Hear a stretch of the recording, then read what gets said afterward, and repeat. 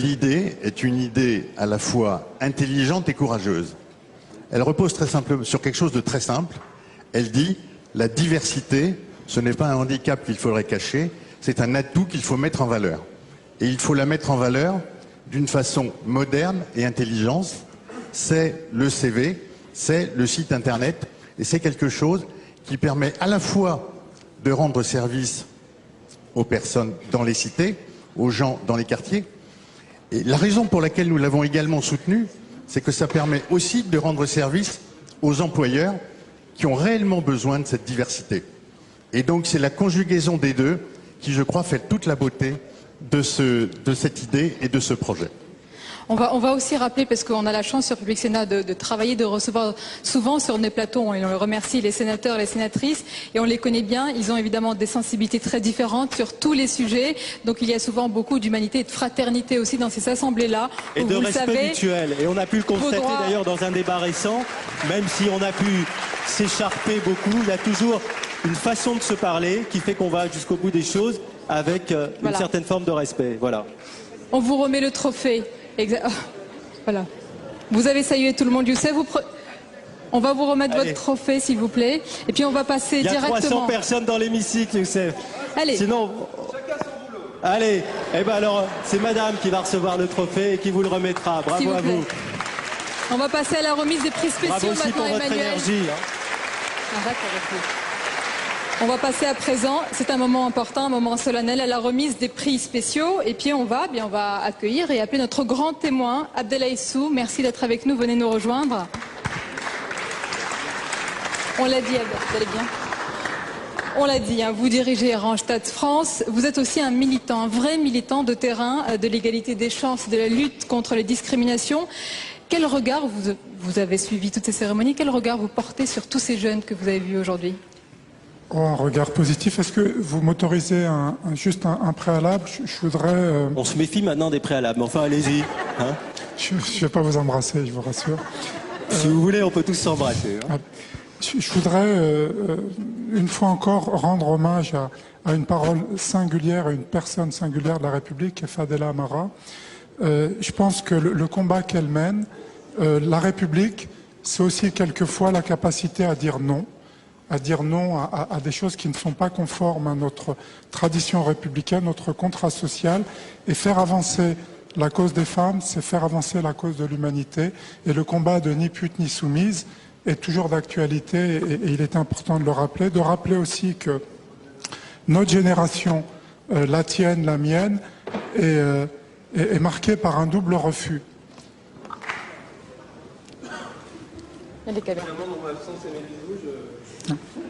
Alors, on y va. Allez-y, Abdellah Issou. Marqué par un double refus. Tout d'abord, on le dit souvent avec Fadela, ce premier refus, c'était celui de la violence.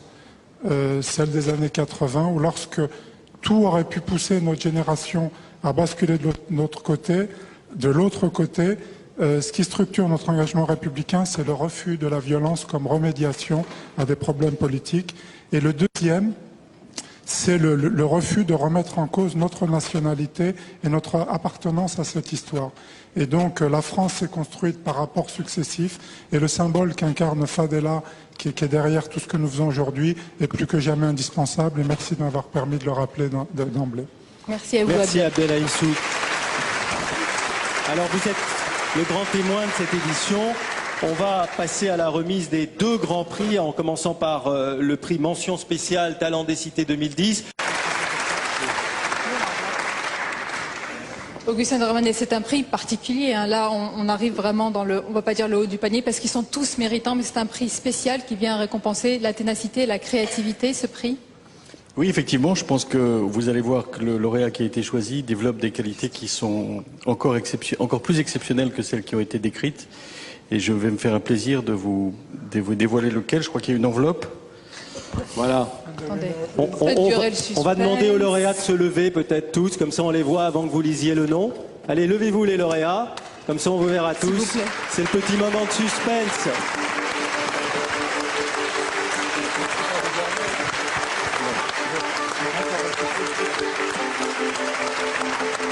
Et comme on est à la fois ici au Sénat et en plein sommet de la francophonie, on ne dira pas the winner is, mais le gagnant est Monsieur de Romanet. Et le gagnant est Etcho Mano.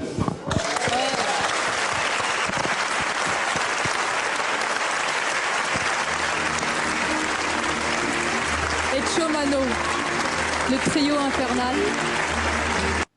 Bonjour à tous. Place au direct sur Public Sénat. Le président de la République entame son traditionnel marathon de vœux. Un marathon qui se terminera le 24 janvier par une grande conférence de presse. Mais pour commencer, Nicolas Sarkozy a choisi la base aérienne de Saint-Dizier en Haute-Marne pour présenter ses vœux aux armées. On l'écoute tout de suite en direct. Aux femmes et aux hommes qui ont fait le choix de servir leur pays et de défendre leurs concitoyens. C'est celle aussi de la priorité que j'accorde à la protection des Français et à la défense des intérêts de la France. J'invite nos compatriotes à ne jamais oublier la raison d'être fondamentale de nos armées. Cette raison d'être fondamentale, c'est d'assurer la sécurité des Français contre toutes les menaces, et cela où qu'ils soient dans le monde, et que ces menaces soient directes ou indirectes. Et cette sécurité, c'est la garantie des valeurs essentielles auxquelles nous sommes attachés et qui font que notre pays n'est pareil à aucun autre et que nous sommes heureux d'y vivre. Permettez-moi de former pour vous, militaires et personnels civils de la défense, ainsi que pour tous ceux qui vous sont chers, des vœux très chaleureux. Mes pensées vont d'abord aux familles de ceux qui sont tombés au service de la France. En 2010, encore, des soldats sont allés au bout de leur engagement. 22 hommes ont consenti le sacrifice suprême. 22 hommes tués au combat ou morts en service commandé sur un théâtre d'opération. Je m'incline avec respect devant leur mémoire et j'exprime tout à la fois l'émotion, l'admiration et la gratitude de la nation envers ces hommes qui ont fait don de leur vie à la France. Par leur sacrifice, ils nous rappellent le sens de l'engagement militaire, la grandeur du choix de servir la patrie, d'accomplir la mission au péril de sa vie. Au nom de la France, en mon nom personnel, je voulais honorer ces soldats morts pour notre pays. Nous avons le devoir de prendre soin de leurs familles profondément meurtries. Nous avons le devoir d'entourer ces familles. Nous avons le devoir de les accompagner. Elles doivent surmonter une cruelle épreuve. Elles doivent apprendre à vivre en l'absence d'un être cher. Nous devons aussi une attention particulière aux nombreux blessés. J'ai souhaité les mettre à l'honneur à l'occasion de la dernière prise d'armes que j'ai présidée aux Invalides. J'ai en effet rencontré à l'Institution nationale des Invalides des militaires blessés en opération qui livrent un nouveau combat en salle de rééducation, combat profondément admirable. J'ai vu leur courage, leurs efforts pour effacer ou atténuer les séquelles des blessures. Le gouvernement a tenu à leur témoigner la solidarité de la nation après le Premier ministre François Fillon, le ministre d'État Alain Juppé a réservé aux blessés soignés à l'hôpital Percy sa première visite dans les armées. Nous avons tous été impressionnés par le témoignage d'espérance de ces hommes qui luttent pour le retour à une vie normale. Notre devoir est là aussi de les accueillir et de les épauler. J'ai conscience que ce qui est arrivé à vos camarades pourrait arriver à chacun de vous. J'attache, vous le savez, une grande importance à votre protection en opération et plus généralement dans le cadre de vos missions. Cette protection passe par un matériel moderne et adapté, c'est pourquoi un effort majeur a été consenti dans ce domaine depuis 3 ans. Qu'il s'agisse de la protection balistique individuelle ou du renforcement du blindage des véhicules, Qu'il s'agisse de protection active ou de protection passive, nous avons mis en œuvre un plan d'équipement ambitieux. Les choses sont claires, nous vous le devions. La protection se manifeste également à travers une chaîne médicale performante, capable de prendre en charge les blessés au plus près des combats et de leur prodiguer les meilleurs soins. Pour nos soldats en opération, la certitude de bénéficier d'un soutien médical de qualité est aussi importante que la précision et la rapidité des appuis. L'année qui vient de s'achever a été marquée par une forte activité opérationnelle. En 2011, les armées seront à nouveau très sollicitées. Qu'il s'agisse de mettre en œuvre la dissuasion depuis Saint-Dizier, de concourir à la sécurité des Français sur le sol national, d'être engagés sur les théâtres extérieurs pour participer au maintien ou au rétablissement de la paix, vous aurez tous l'occasion de vivre intensément votre métier au service du pays. Vous avez fait le choix de ce métier pour l'intensité. Vous ne serez pas déçus. Les opérations sont la finalité des armées. Au moment où je vous parle, plus de 12 000 hommes sont déployés sur des théâtres extérieurs sous le commandement opérationnel de l'amiral Édouard Guillot, chef d'état-major des armées, à qui je veux rendre un hommage particulier. 3 théâtres concernent plus particulièrement notre attention. En Afghanistan, d'où revient Alain Juppé, 4 000 soldats français sont engagés aux côtés de nos alliés.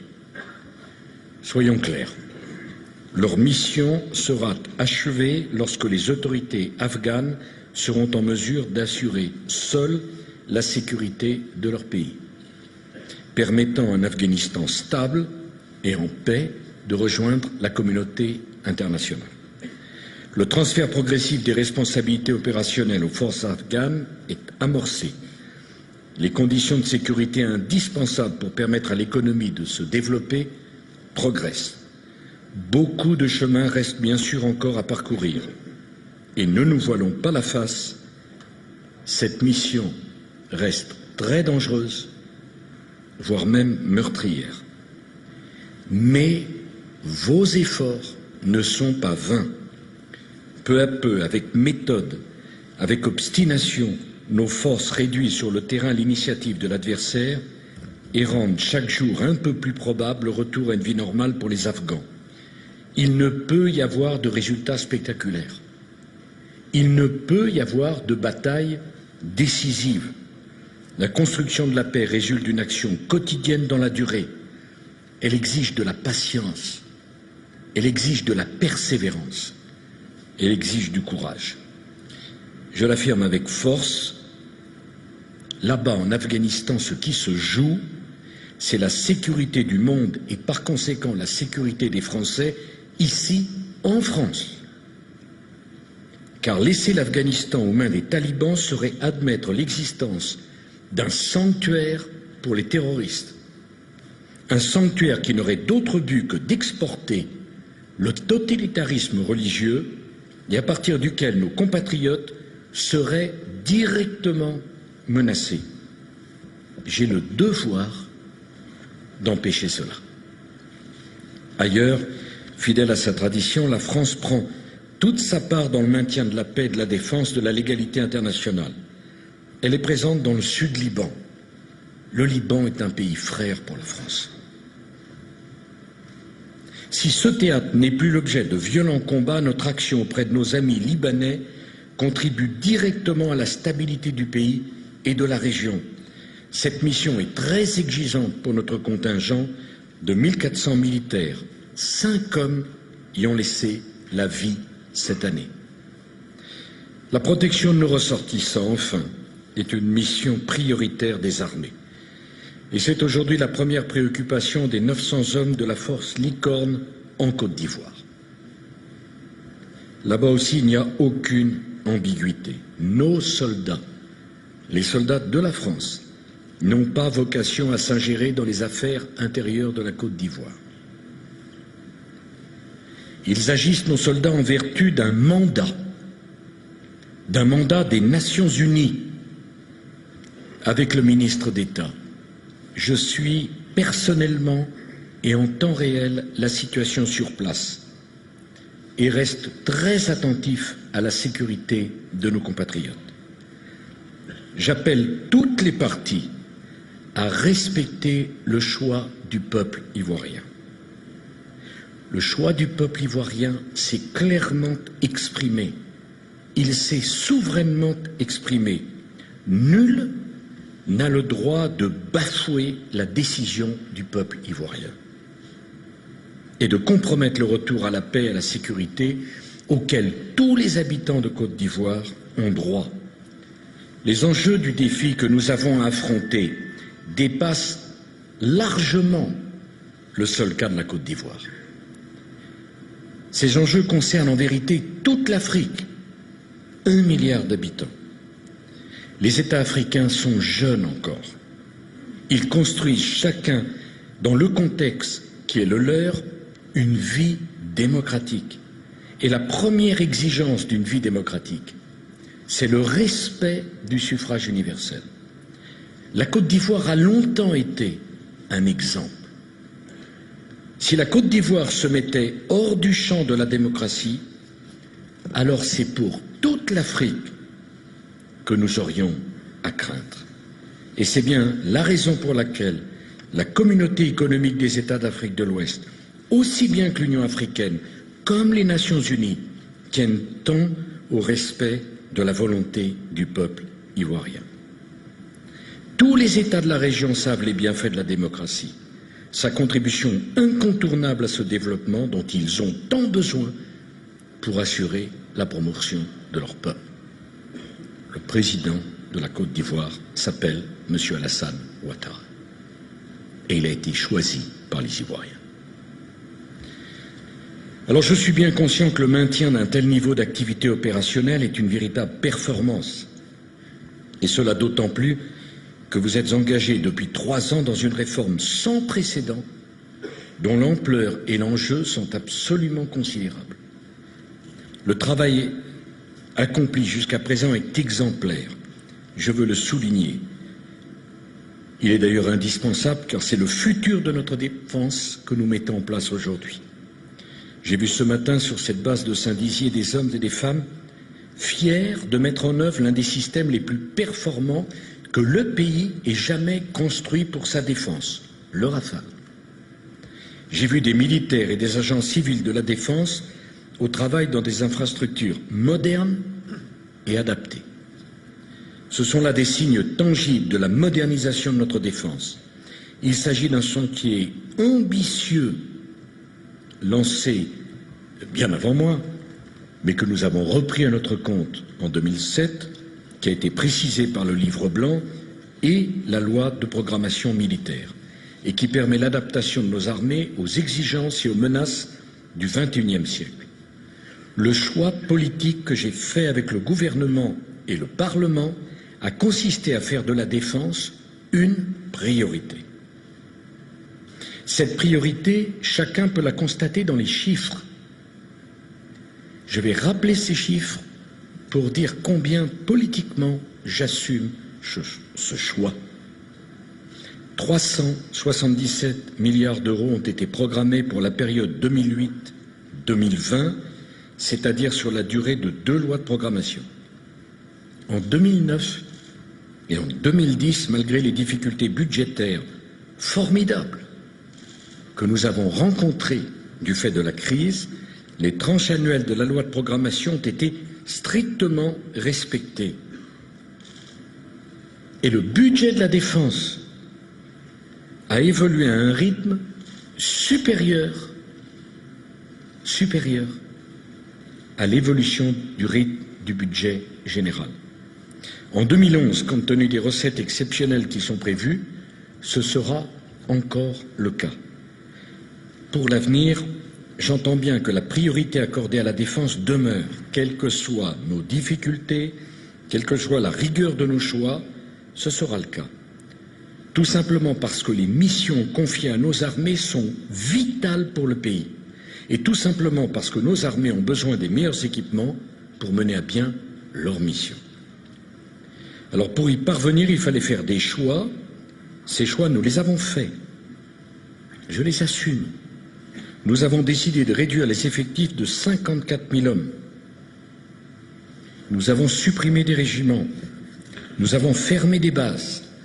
Nous avons décidé des compensations aux collectivités locales impactées par ces fermetures. Ces décisions n'ont pas été faciles, mais c'était le prix à payer pour avoir un outil de défense performant. Enfin, l'armée française n'est pas là pour faire de l'aménagement du territoire. L'aménagement du territoire est parfaitement indispensable. L'armée française est là pour assurer ses missions de protection au service de la sécurité de la France et des Français. Si on lui demande de faire de l'aménagement du territoire, alors l'armée française le fera, mais elle sera moins performante pour assurer la protection des intérêts de la France. Je veux rendre hommage à nos armées qui ont compris l'enjeu et qui mettent en œuvre les décisions prises un peu plus vite même que ce qui était prévu. Et vous avez parfaitement compris qu'il y allait de vos capacités opérationnelles. Il vaut mieux un peu moins d'effectifs et davantage d'équipements, et d'équipements modernes. La France n'est pas un pays comme un autre. La France est membre permanent du Conseil de sécurité des Nations Unies. La France a un rôle sur la scène internationale. Cela exige une armée pleinement opérationnelle. Ça ne veut pas dire qu'il n'y aura pas des sacrifices à faire pour l'armée comme pour tous les autres corps de la nation. Mais cela veut dire que l'armée a une mission essentielle et en tant que chef des armées, j'entends que vous ayez les moyens d'assurer cette mission. D'ores et déjà, la plupart des matériels majeurs de nos armées sont en cours de renouvellement. Plus de 200 VBCI ont été livrés à l'armée de terre. Certains sont déployés en Afghanistan. Un premier régiment vient d'être équipé du système Félin. La frégate anti-aérienne Chevalier-Paul a été admise au service actif. L'escadron Aquitaine de transformation des pilotes de Rafale de l'armée de l'air et de la marine a été inauguré ici même sur la base aérienne 113 de Sandizier. L'escadron Gascogne met en œuvre depuis l'été dernier le nouveau missile ASMPA sous Rafale. Ce sont quelques exemples concrets. De même, des Rafales de Saint-Dizier seront bientôt de nouveau engagés en Afghanistan. Ils seront équipés du nouveau pod de désignation Damoclès qui permet l'acquisition et la désignation de la cible de manière autonome. C'est un développement important de la capacité opérationnelle du Rafale, tout comme la mise en place de la nacelle de reconnaissance de nouvelle génération. Dans quelques mois, la construction à Ballard du futur ministère de la Défense sera définitivement sur les rails. Eh bien, ce projet est emblématique de la modernisation en cours. Il rassemblera sur un même site l'ensemble des responsables du ministère et des armées. Il incarne un geste architectural de notre défense et de nos armées rénovées. S'adapter, innover, c'est la qualité fondamentale des armées françaises. Depuis le 1er janvier, Saint-Dizier est l'une des 51 bases de défense métropolitaine. L'administration générale et le soutien courant de l'ensemble des formations s'effectuent désormais dans un cadre mutualisé. La base de Saint-Dizier assure le soutien de 3500 militaires et civils servant au sein de la base aérienne 113, du 61e régiment d'artillerie de Chaumont, des établissements du service de santé des armées de Vitry-le-François et du service interarmé de munitions de Brienne-le-Château, pour citer les principales formations. Je veux saluer les personnels ici présents des différentes unités impliquées dans cette mutualisation, ainsi bien sûr que les élus des territoires concernés de Haute-Marne, saluant Luc Châtel, de l'Aube et de la Marne. Je n'ignore pas les difficultés ni les sacrifices, et je comprends vos interrogations. Vos chefs m'en rendent compte. On ne transforme pas aussi profondément des organisations en place depuis des décennies sans avoir à résoudre au quotidien de nombreux problèmes. Ce sera difficile, vous serez certainement confrontés à de l'imprévu, mais vous surmonterez les obstacles avec pragmatisme en faisant évoluer procédures et structures lorsque cela sera nécessaire. Il n'y a plus le service militaire. Les affrontements ont changé de dimension. Il fallait adapter nos armées. C'est aussi la recherche de l'efficience qui nous a conduit à signer un traité de coopération en matière de défense et de sécurité avec nos amis britanniques. Fort du constat que nos deux pays partagent des responsabilités internationales communes, consentent un effort de défense équivalent, et doit faire face aux mêmes menaces. Il nous a semblé naturel de renforcer notre coopération dans ce domaine. Nous avons identifié des coopérations précises dans lesquelles s'exprimera ce partenariat privilégié au cours des années à venir. C'est un choix de collaboration sans retour. Nous avons décidé qu'il était préférable de mettre nos efforts en commun plutôt que de continuer à travailler chacun dans son coin.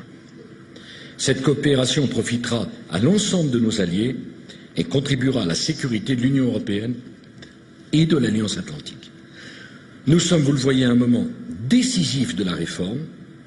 L'année 2011 sera une étape majeure de la modernisation des armées et de la transformation du ministère de la Défense.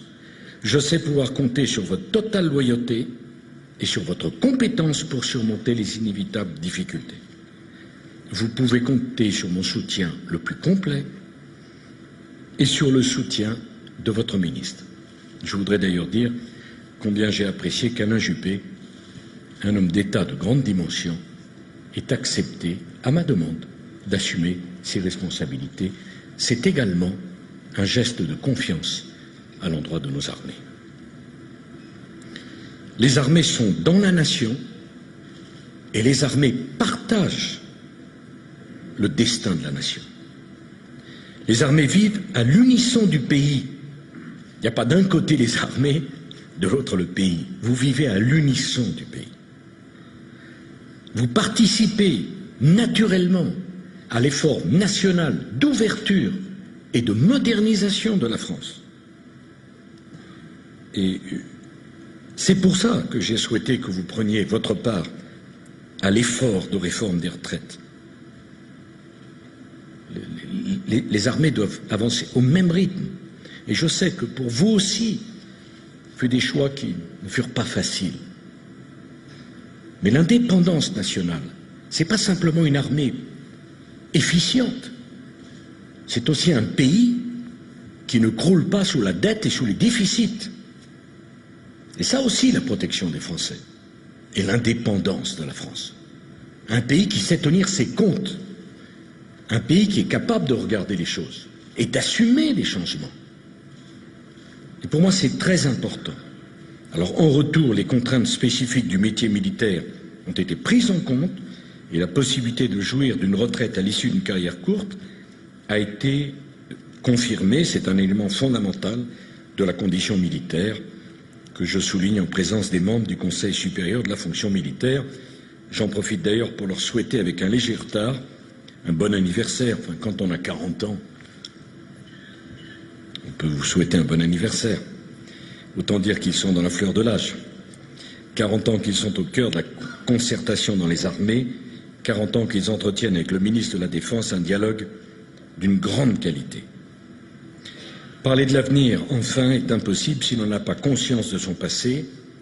Je veux remercier les anciens combattants qui se sont joints à nous aujourd'hui. Ils ont défendu les valeurs qui fondent notre pays, les armes à la main, et continuent aujourd'hui à faire vivre ces valeurs. À l'occasion de la commémoration du 70e anniversaire de l'appel du 18 juin, vos émouvants témoignages nous ont rappelé comment le refus de la défaite et du déclin avait guidé votre action. Je vous invitais l'an dernier à réfléchir à la modernisation de vos actions, à la pérennité de vos organisations. J'ai constaté avec plaisir que plusieurs associations ont choisi de rejoindre de plus grosses structures, et notamment le Souvenir français, pour garantir la pérennité des mémoires qu'elles portent. Je vous encourage à poursuivre dans cette voie afin que vous restiez en mesure de servir au mieux la mémoire de notre pays et ce que j'appellerais la diffusion de l'esprit de défense. Je voudrais enfin m'adresser à vos familles, les remercier au nom de la nation. Elles vous sont un indéfectible soutien, elles partagent vos réussites professionnelles, prennent en charge tous les problèmes lorsque vous êtes loin et vivent à vos côtés les joies, les peines et les épreuves que réserve le métier des armes. En cette nouvelle année, je vous souhaite de réussir dans vos projets personnels et professionnels. Je vous souhaite de continuer de servir la France avec passion, avec enthousiasme et avec fierté. Vous savez, c'est pas tout le monde qui a la chance le matin de faire un métier de passion, qu'on sert avec fierté et avec enthousiasme.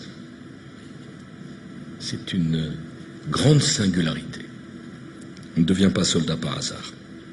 Cette fierté que vous éprouvez, je veux vous dire que je l'éprouve à commander des femmes et des hommes tels que vous, toujours prêts à se dépasser pour le bien commun et pour le succès des armes de la France.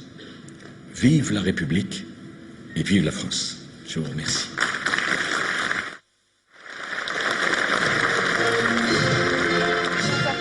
Donc de présenter ses vœux aux forces armées, le président de la République a réaffirmé que les soldats français ne quitteraient pas l'Afghanistan tant que les autorités afghanes ne seraient pas capables d'assurer seules la sécurité de leur pays.